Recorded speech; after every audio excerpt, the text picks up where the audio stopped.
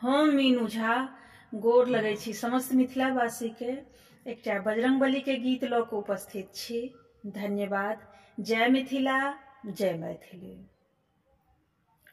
हनुमान कानी के पुकारथि भगवान के, सुनु कनिये ध्यान से ना।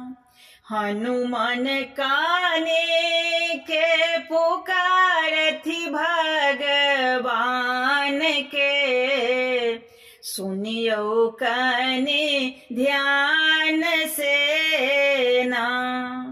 ओ छथि जनक जी के धिया, जिनकर नाम छनि सिया। ओ छथि जनक जी के धिया, जिनकर नाम छनि सिया।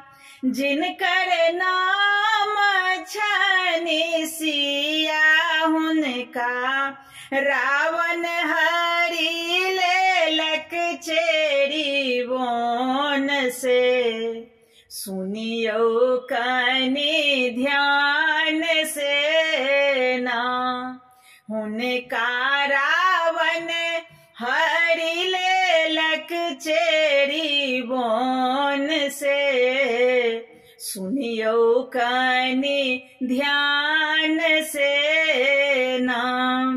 हनुमान कानी के पुकारथि भगवान के, सुनु कनि ध्यान से ना। ओत लंकापुरी जेता, ओत सिया के सुधि लेता। ओत लंकापुरी जेता, ओत सिया के सुधि लेता। ओत सिया के सुधि लेता। ओत खूब जरेता लंका राज के, सुनु कनि ध्यान से ना। हनुमान कानी के पुकारथि भगवान के, सुनु कनि ध्यान